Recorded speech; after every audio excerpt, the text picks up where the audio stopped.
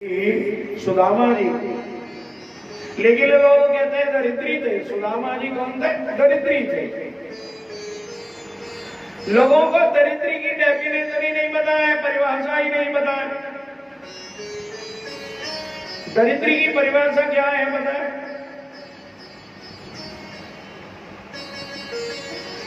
तुलसी सब जग निर्धना। दरिद्री की परिभाषा सुन लीजिए।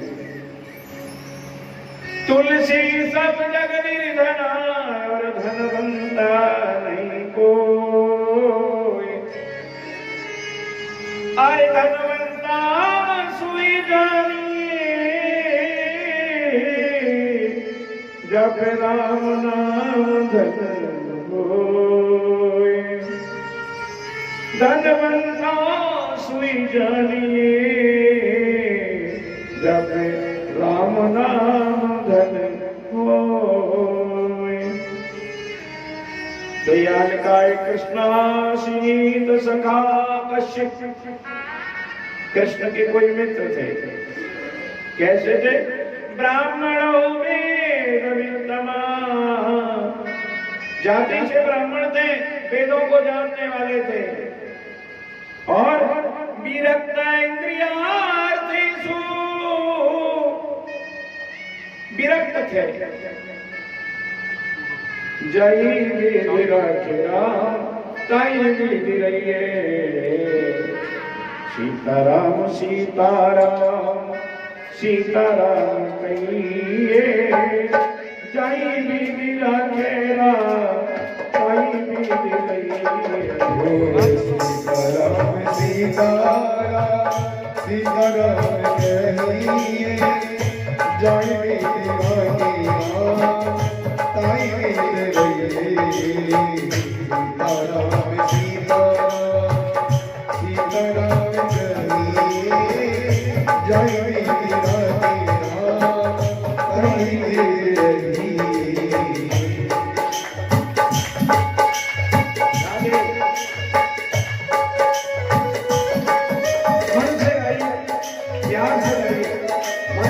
सबको आता है।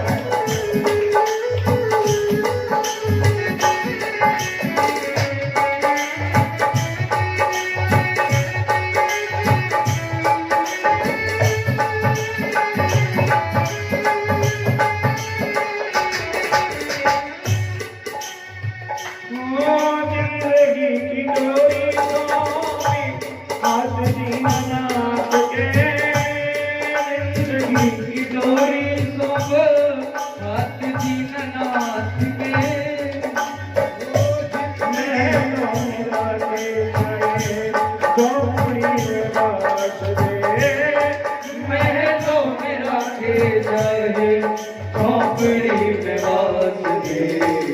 धन्यवाद धन्यवाद धन्यवाद बार बार कहिए। जय तेरा तेरा ताई विरये। सीताराम सीताराम सीताराम कहिए। जय तेरा ताई विरये। सीताराम सीताराम सीताराम कहिए। जय तेरा ताई विरये।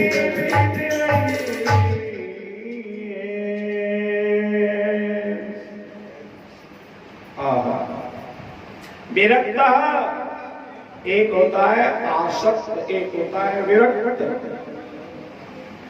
आसक्त होता है जो बंधा हुआ है पुत्र से, स्त्री से, धन से, वैभव से आसक्त है।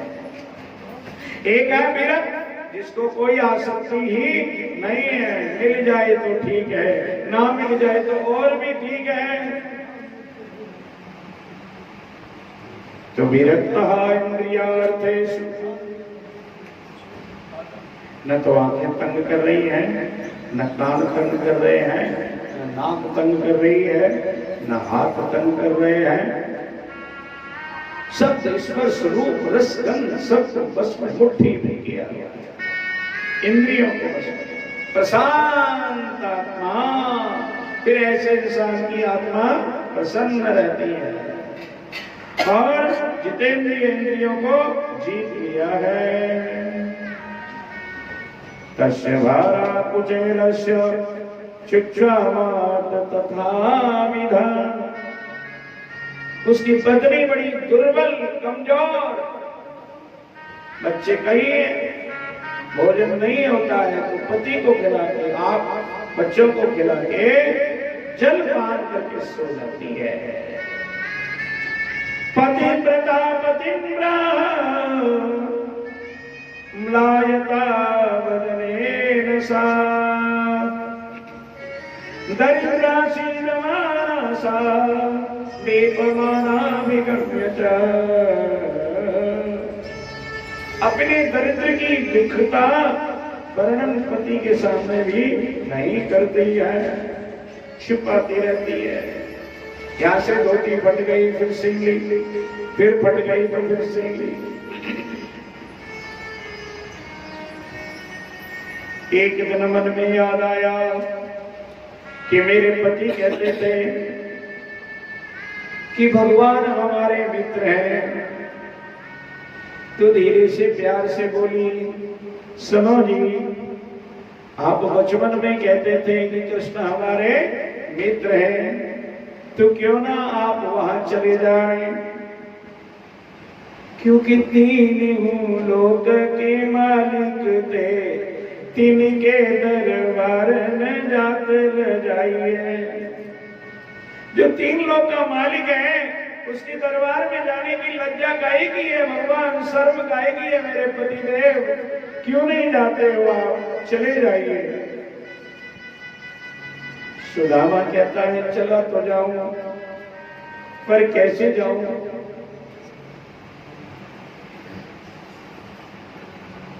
क्योंकि मेरी सामर्थ्य नहीं उनसे मिलने की। अरे द्वारिका जाऊं जो, द्वारिका जाऊं जो, आठों या मैं यही हटते रहे। रोज लगी रहती है द्वारका चले जाओ, द्वारका चले जाओ, द्वारका चले जाओ, कैसे चला जाऊं? द्वारिका जाओ जो, द्वारिका जाओ जो, आठों या मैं यही हटते रहे।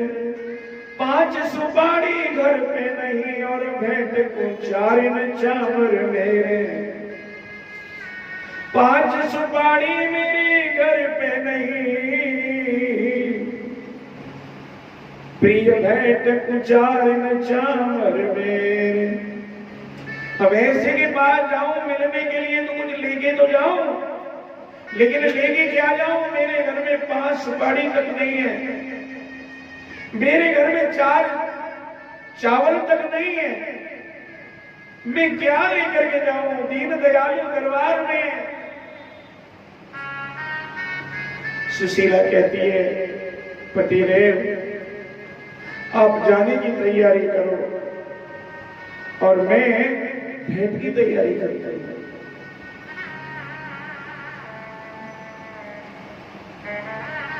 सुशीला 10 घरों से मांग करके 4 मुट्ठी चावल,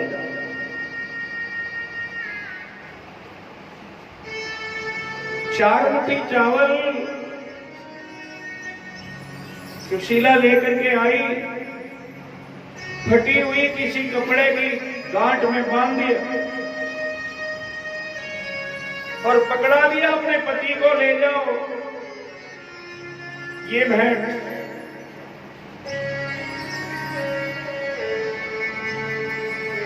चल देते हैं सुदामा जी, पैरों में जूता नहीं है, सर पर पगड़ी नहीं है, फटी धोती है, एक लकड़ी आती है।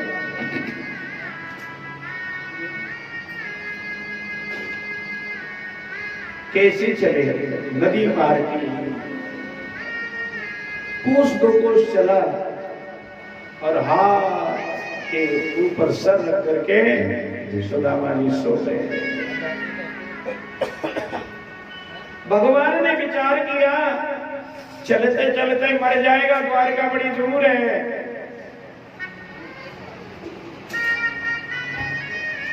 अपनी योग माया को कहा देवी जाओ मेरे मित्र को उठा करके मेरे दरवाजे पर सुला दिया। योग माया ने उठाया और द्वारकापुरी के दरवाजे पर सुला दिया। देखिए सोने के महल पूछने लगे सुदामा जी जाग करके, भैया ये कौन सा शहर है? तो कहा द्वारकापुरी।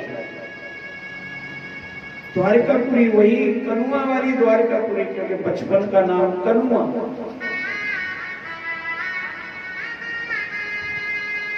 लोग कहने लगे अच्छी तरह बात करो, वो हमारे महाराज हैं, उनका नाम है राजाधिराज, 3 लोग के मालिक, यदुवंश सरोवरे महाराज श्री कृष्णचंद्र जी महाराज का नाम। सुदामा जी कहने लगे भैया इतना लंबा नाम तो हमसे याद नहीं होगा, पर हमको रास्ता बता दो। मैं रास्ता बता दिया, द्वार पर पहुंचे, द्वारपालों से कहा, द्वारपालों ने जाकर के सूचना दी कि धोती फटी सी लटी दुपटी और पाए उपाहने की नहीं सामान, द्वारे खड़ो तुझी दुर्बल के रहो चके सो बसुधार भेरा, पूछत दीन दयाल को धाम बतावत आपनो नाम सुदामा।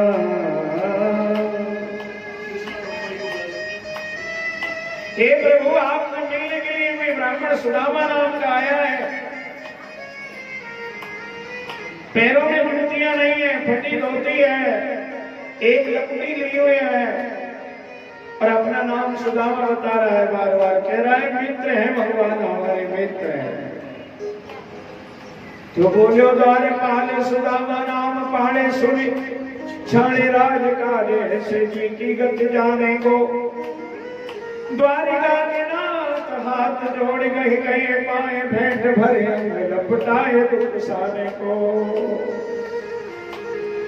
नैन दो जल भरी पूछत कुशल हरि, ओ नैन दो जल भरी पूछत कुशल हरि, विप्र बोलो विपदा में मोए पहचाने को, हो जैसी तुम करी तैसी करे को दया की सिंधु, ऐसी प्रीत दीन बंधु दीन ने सोमाने को, वो ऐसी प्रीत दीन बंधु दीन ने सोमाने को। तो सुदामा जी को बोला चले श्याम सुंदर से मिले सुदामा,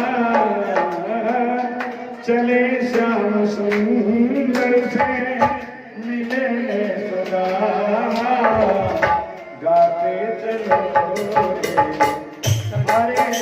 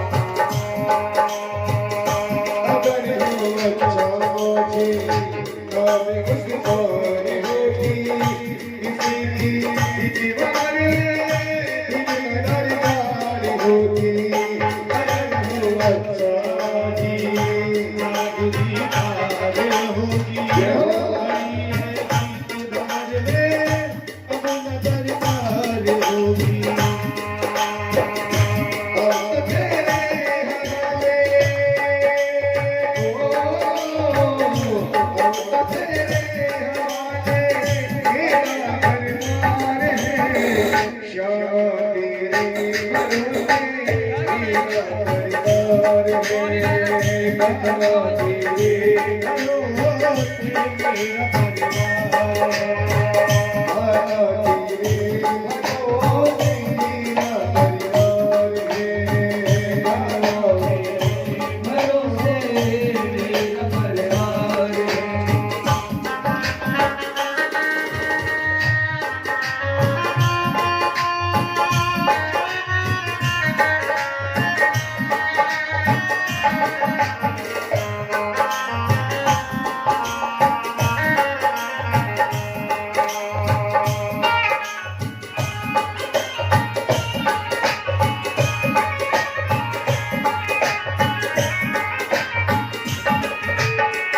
दयालु नहीं।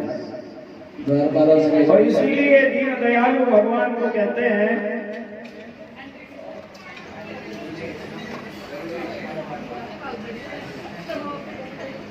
शांति से बैठे हैं। कैसे द्वारपाल है सगन नहीं रोक रहे हैं। अभी हमारे मध्य से सुदामा जी और भगवान कृष्ण और प्रस्थान करने वाले मुनि द्वारिका अभी नहीं अभी लीला तो बची है। चरण धोने अरे मैंने तो नहीं धोए। सबको बैठाओ। बैठ जाओ सारे। वाके बिहारी लाल की। तो भगवान आज्ञा प्रदान की। रुक्मिणी जल लेने गई। जब तक भगवान ने चरण हाथ में लिए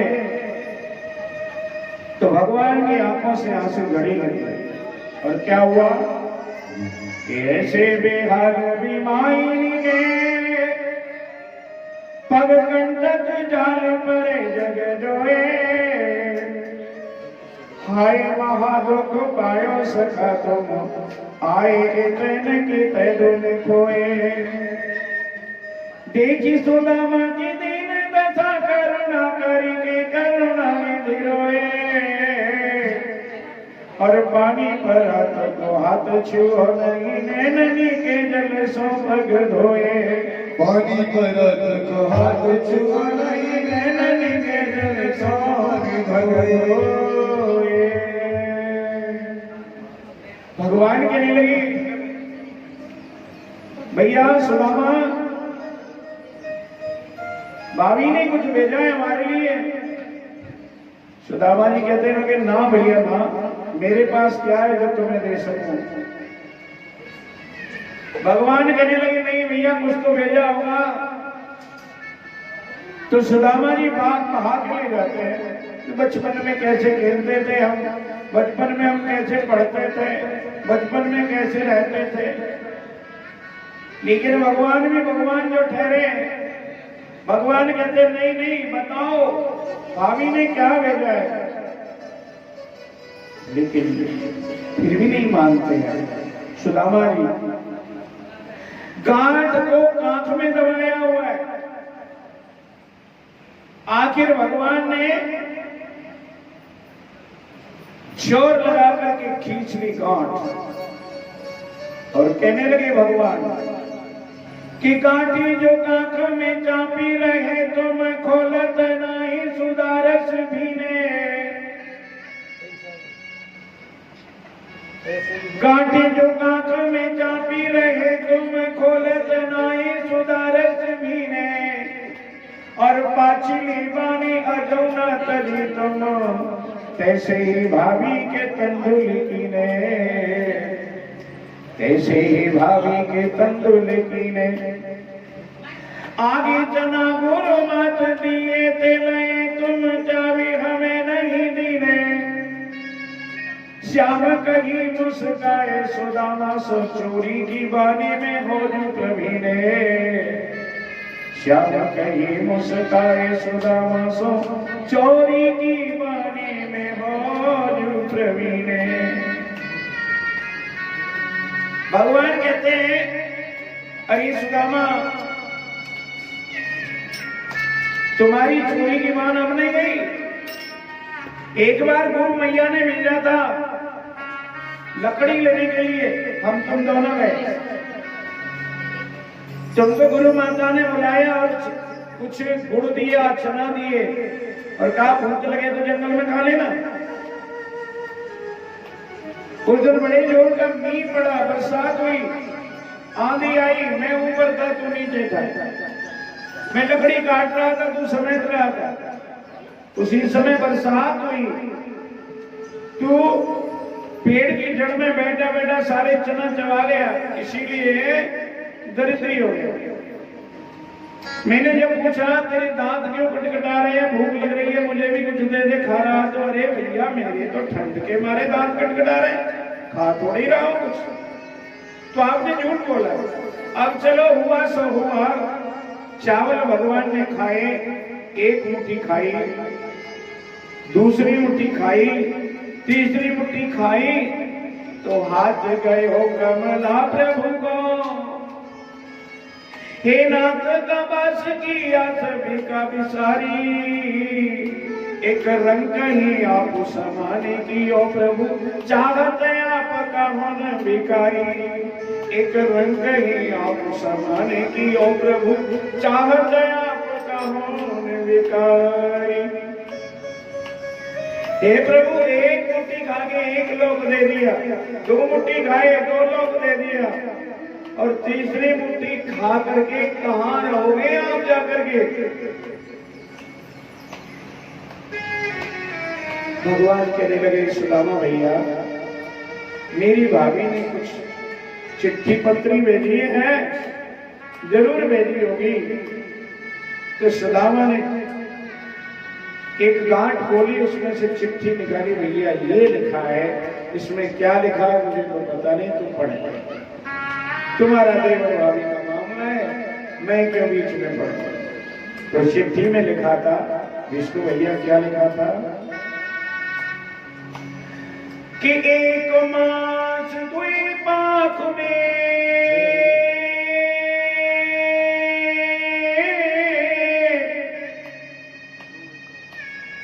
एक मास दुई पाख में और कोई एकादश हो। देवर जी एक महीने में दो पक्ष पड़ते हैं और दो एकादशी होती है, एक शुक्ल पक्ष की एक कृष्ण पक्ष की। एक मास दुई पाख में दो एकादश होए और सो प्रभु दीन दयाल ने नित्य प्रतिदीनी मोए। सो प्रभु दीन दयाल ने नित्य प्रतिदीनी मोए। एक महीने दो पाक में दो एकादशी होती है, लेकिन दयालु मेरे लिए तो रोज की एकादशी आपने दे दी है। भगवान चिट्ठी लिखते हैं दूसरी, और उसमें क्या लिखते हैं कि भाभी होनी थी सो गई, भाभी होनी थी सो गई और अब ना ऐसी हो। अरे भाभी तेरे भवन में अब नित्य द्वादशी होए, ओ भाभी तेरे भवन में अब नित्य द्वादशी होए। ये भाभी जो हो गई वो तो हो गई, अब मुझे माफ कर दो अब तक का, लेकिन आज के बाद तेरे भवन में एकादशी नहीं रोजाना द्वादशी हुआ करेंगे। एकादशी आ भी गई तो देसी घी के पकौड़े बना करेंगे। हाँ जी, खिचड़ी बना करेंगे, बड़े बड़े फल हुआ करेंगे। आज भी एकादशी है, अभी सुनाता हूं मैं इसको सर पर फोन करके, एकादशी की कथा पहले सुनाऊंगा फिर आएगा। तो इस तरह से भगवान ने प्रभु पर कृपा की, भगवान ने दो मुट्ठी चावल खाए।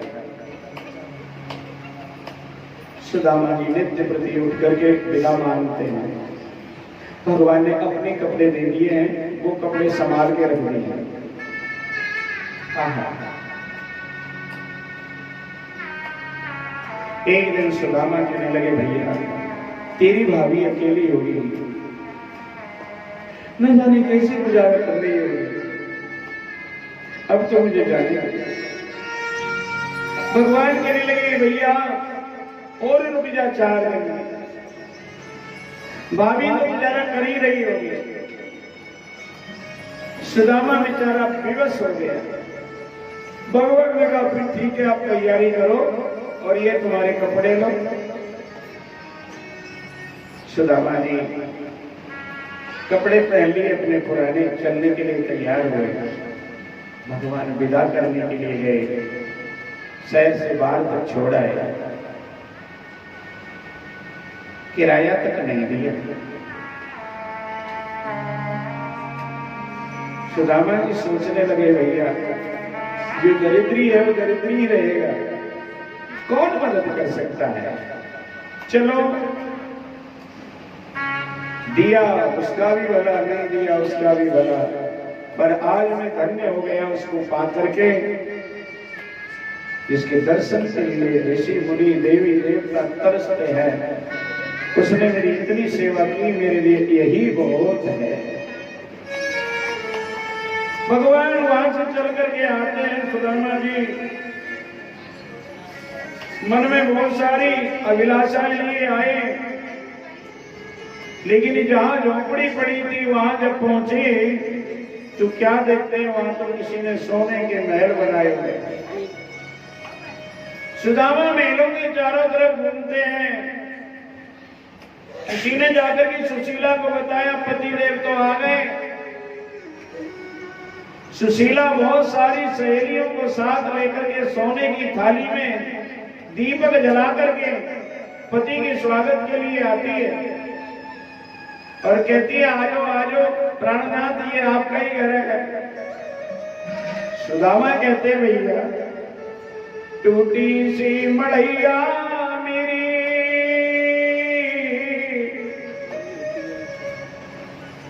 टूटी सी मड़ैया मेरी पड़ी हुती जाई ठोर, तामे दुख काटे यहाँ काहे मघावरी।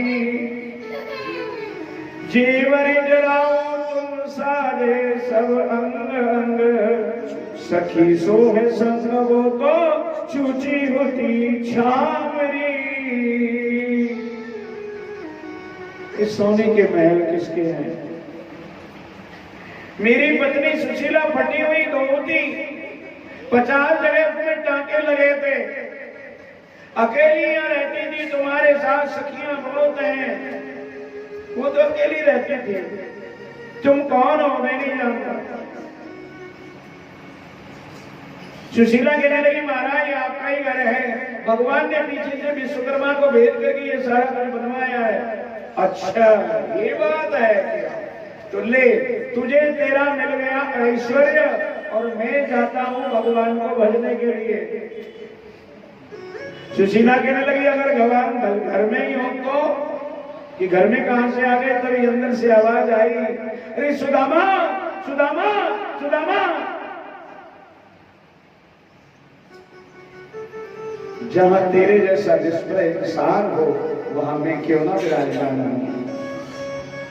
भगवान ने ऐसी अहेतु की कृपा सुदामा पर की, परमात्मा ऐसी कृपा सबके ऊपर करें। तो इस तरह से सुदामा चरित्र के आगे हम एक